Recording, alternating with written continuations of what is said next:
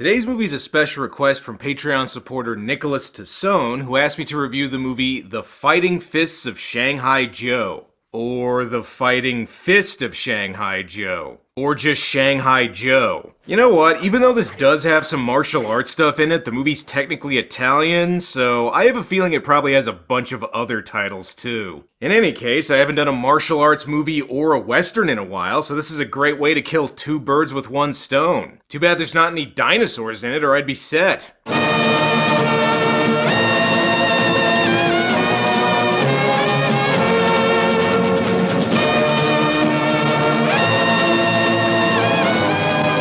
The Fighting Fists of Shanghai Joe, or whatever it's called, is a 1973 Italian film that could be called both a spaghetti western and a chop suey western, since it incorporates elements of martial arts movies into a western setting. It also qualifies as a Bruceploitation movie, since in some places it was called The Dragon Strikes Back, and it stars actor CHEN LEE, who is advertised as the real brother, in arms, of Bruce Lee. Now this isn't as crazy as some of the other Bruceploitation movies I've done on this show, which is to say it's still fucking weird, but don't expect anybody to fight Dracula in this movie. Then again, Klaus Kinski is apparently in this movie, so who knows, maybe Dracula will show up. So if you've ever been watching a Clint Eastwood movie and wish somebody would do a spinning dragon kick, here is The Fighting Fists of Shanghai Joe.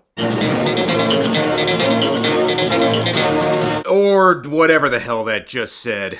I get the feeling this DVD I got of the movie ain't exactly official.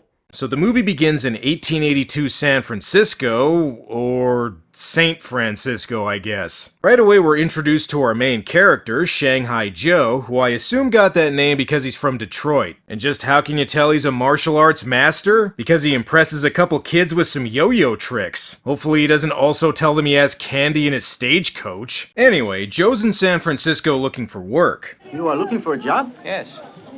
Oh, I can give you one. Depends what the job is. It's the laundry, can't you see? It's nice, easy work. Ironing shirts. $1 a week. Laundry, huh? Well, I guess it was either that or work on the railroad. What?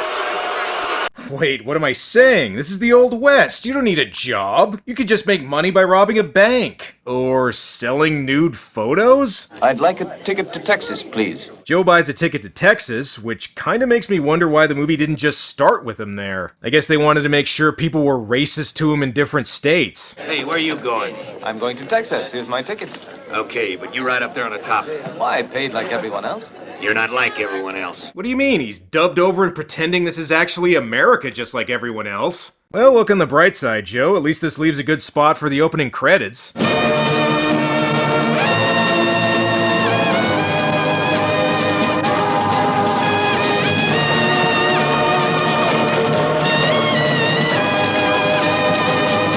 Yeah, one good thing about Italian westerns, even the lesser ones still have pretty good soundtracks. Get off, Shanghai Joe. You arrived. Arrived where? In Texas. Isn't this where you wanted to come? Damn, somehow I thought Houston would have a little more going on than this. And here's a surprise, things aren't any less racist in Texas. Hey, you yellow dog, I got dirty shoes, and I expect you to clean them. What's the matter with you? I said come here and clean these shoes, boy. Boy? That's the wrong racial slur, dumbass. Why don't you get it done by that slut of a sister of yours? What? Nobody talks about the mother of my children that way. Oh! Lucky for Joe, he's not only a master of kung fu, but also yo-yo fu and plate fu. He's also a master of Three Stooges gags, apparently. And there's no need for fighting, Joe. In the Old West, real men settled their differences with horseshoes. Excuse me, do you people belong to the ranch? You're in 1880s Texas. Everyone's from a ranch. To tell the truth, I'm looking for a job. I want to work as a cowboy.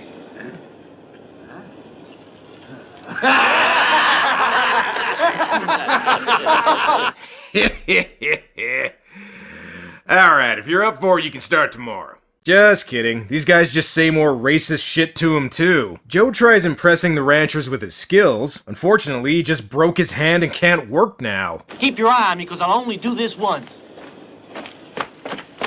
Hey, what the hell are you doing? Only Asian people get to do fancy martial arts moves.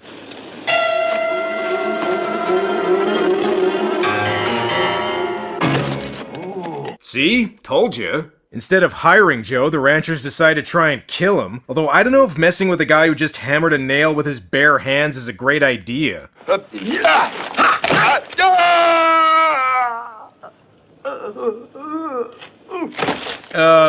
Joe, I don't think you're gonna find a job here. Just take stuff from anybody who messes with you and make a living that way. Just give me the chance and you'll see the best cowboy in all Texas. I don't know if there's any work here, but Bob Ross did a lovely job painting the sky in the background.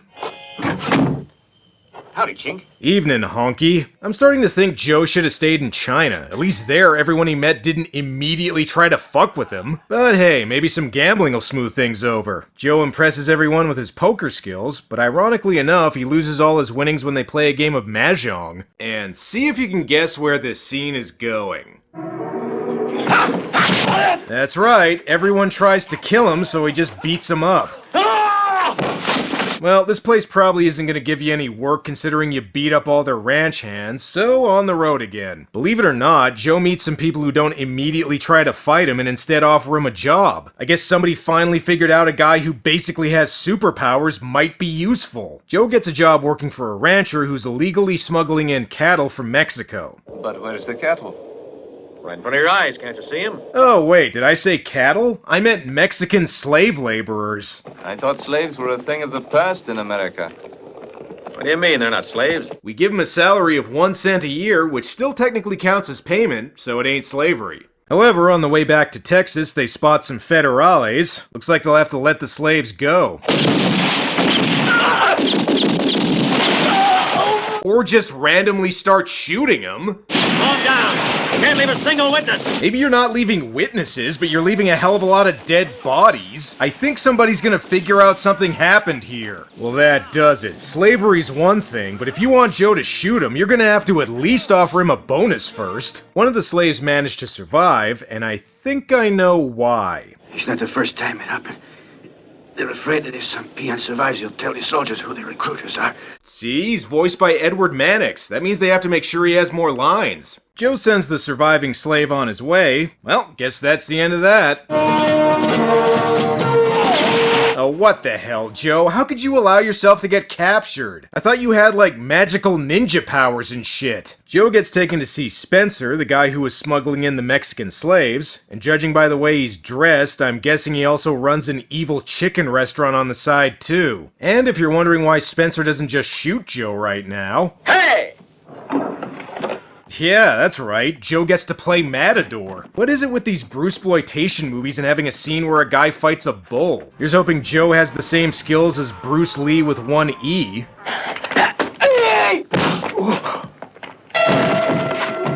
Well, no X-ray shot, but still pretty good. Don't anybody move or I'll kill him. Well, that does it, Spencer. You're coming with me. You're gonna give me a job at your evil sarsaparilla factory, whether you like it or not. Your kind of America isn't what I came here for. Only, I think there's another America, which has no room for degenerate scoundrels like you. Really? 'Cause so far pretty much everyone you've met has tried to fuck with you in some way. Rather than killing Spencer, Joe instead decides to let him live. I'm sure he won't end up regretting that decision. And I don't think the cops are gonna be much help either. He's a slave trader. Don't give me this cock and bull story, you. You're not even white, you yellow bastard. Oh wow, the sheriff is racist to him too. What a surprise. Plus, you know, he's working for Spencer. What the hell do I pay you for? Maybe to catch chicken thieves? Do you know who that Chinaman is? I don't know. I thought his name was Shanghai Joe, but the title said something different. To take care of Joe, Spencer's gonna need some help. This calls for a man. A professional gun. I suggest the best man to do it is Pedro the Cannibal. He's called Pedro the Cannibal because the actor who plays him was also in a bunch of Amazon cannibal movies. So Spencer hires 4 different assassins to go after Joe, and if this were a Quentin Tarantino movie, they'd probably be called the Deadly Spaghetti Western Murder Squad and each have their own 10-minute backstory scene. Meanwhile, I see Joe's busy practicing his carpentry skills in a barn. But what's this? Looks like he has a visitor. Who are you? My name is Christina. My father gave it to me. The peon you helped. He found it after they caught you. How did you find out that I was here? The Indians don't talk, but they see everything, and we're friends. Story checks out. Well, you're the only woman I've seen so far, so I guess that means we're love interests now. You better be quick, though. The first assassin is here.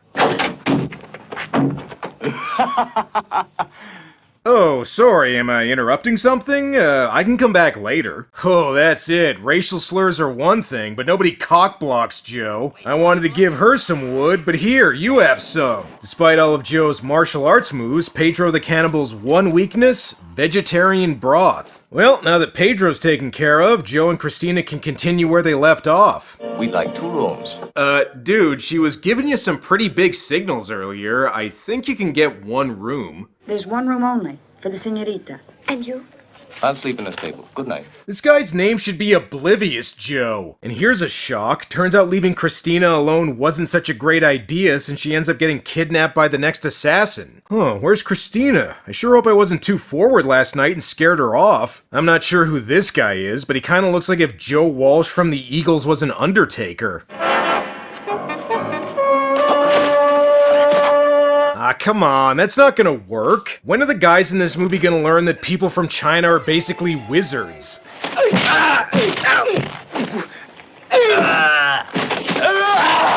Alright, you got the next assassin. Now you just need to leave on a one-liner like, looks like he got the point.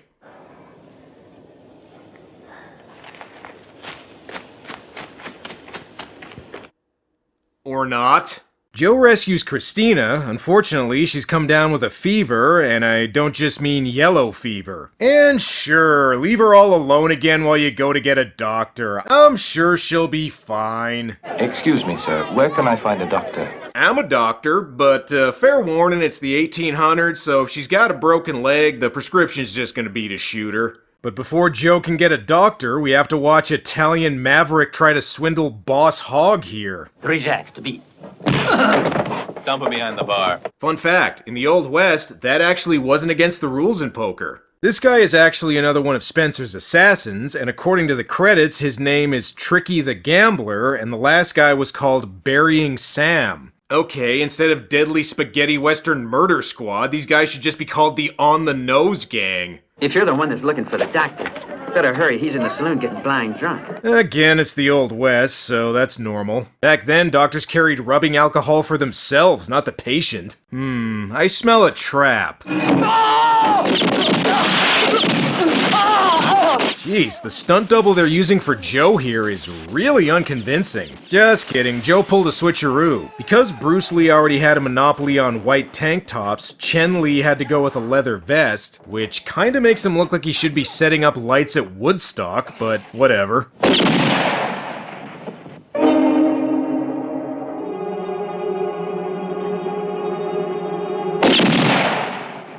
Clever boy, Shanghai. You wouldn't have held up that hand if it was really yours. Shit, that was my hand. I'm in so much pain right now. Now, if you thought the way Joe defeated the other assassins was a little bland, just wait till you see how he takes care of this guy. Damn, Shanghai Joe is one cold motherfucker. Even Bruce Lee drew the line at ripping out Chuck Norris's chest hair. Looks like this guy's the one who's gonna need a doctor. Speaking of which, looks like Joe finally found one. My friend, I've made up my mind. The West is not for me. I'm going to China with you, son. But I'm not going to China. I like America. Oh. Why? Nearly everyone you've met here has tried to kill you.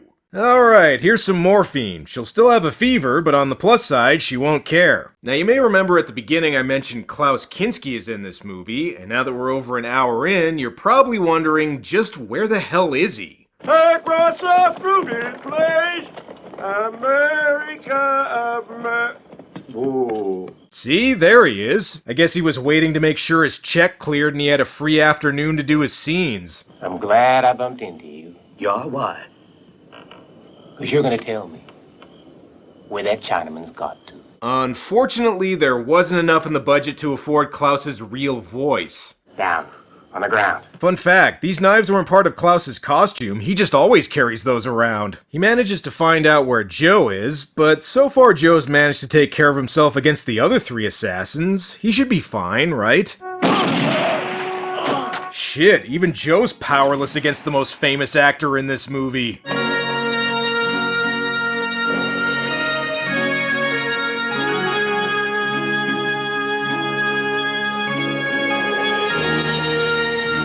Okay, guys, I just saw a guy get his eyeball ripped out earlier. I don't know if now's the time to get artsy.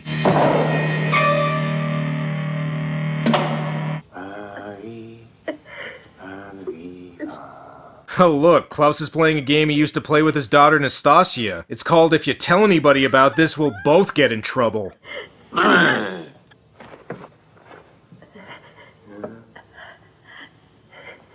so pretty.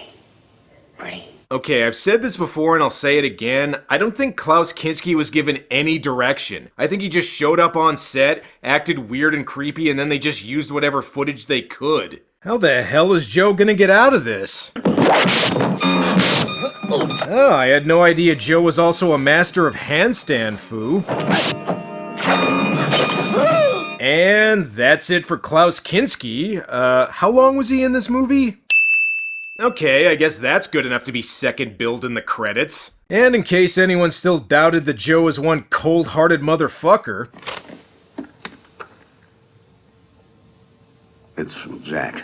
Ugh, early toupees were gross. Well, that does it. Now that the 4 cowboy assassins have all failed, the only way to deal with Joe is to fight fire with fire, which means they need to find another Chinese guy. Maybe they can ask around when they go get egg rolls for lunch later. Meanwhile, Joe tries to recover from his injuries, mainly by putting himself in so much more pain he forgets about him. And the movie's almost over, so I suppose now's as good a time as any to get a flashback to his training. Turns out Joe didn't truly become a kung fu master until he learned how to sweep the leg. Congratulations, fellas, here's your diplomas in martial arts. And the credits can also carry over to a communications degree if you want. Oh, and Joe's tattoo is a sign of people who trained under the same master or something? Whatever, I'm sure it won't come up again. Oh, looks like Joe recovered nicely from his bullet wounds during that flashback, proving once again that Chinese people are fucking magic in this movie. Anyway, time to get Christina back to her village. This is Conchita's brother. Mucho gusto, senor. This is the first time since I've gotten to America that anybody's called me sir. Yeah, and you only had to go to Mexico for that to happen. Oh, looks like Spencer's new assassin is here, which means it's time for our climactic fight. Tenold!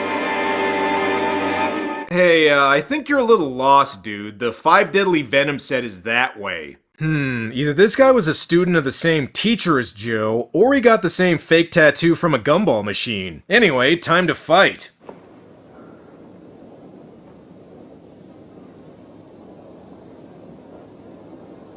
I said time to fight.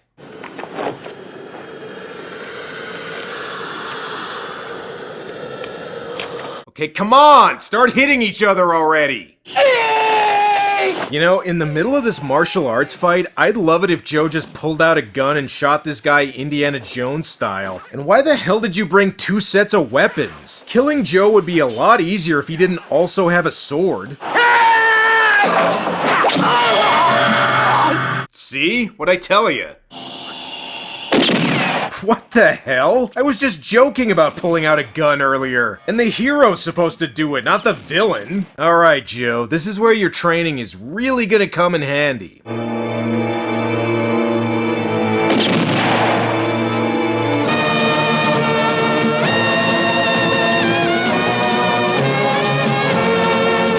Just kidding. Joe actually catches the bullet because, once again, Chinese people are fucking magical. And even though Joe doesn't pull an Indiana Jones, he does give this guy a Kali Ma. Congratulations, Joe, you won. Even though Spencer's still alive and could presumably still keep importing slaves. But hey, you made him waste a bunch of money hiring assassins, so that's something. Shanghai Joe was an attempt to combine the spaghetti western genre, whose popularity was starting to die off, with the kung fu genre, which was currently experiencing a surge in popularity, and the results are mixed, to say the least. While the movie's definitely weird, it doesn't have nearly the what the fuck factor of some of the other Bruceploitation movies I've done on this show. The fight scenes also don't hold a candle to the kind of stuff being put out by Shaw Brothers and Golden Harvest at this time, but at least the movie gets to him right away and keeps him coming pretty consistently. And there's even a few bits of extreme violence too. It definitely isn't boring, but I'd recommend this more to fans of weird westerns rather than hardcore martial arts fans. And despite all the racial slurs in this movie, at least nobody wore blackface like the last western I did.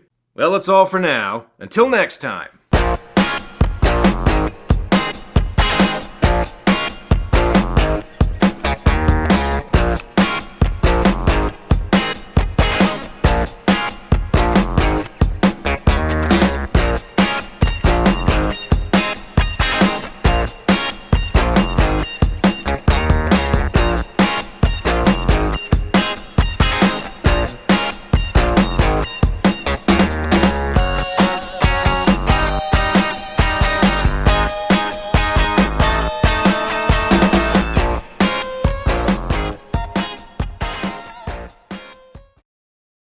Give me a sip, honey. Sure. Beat it. Ugh.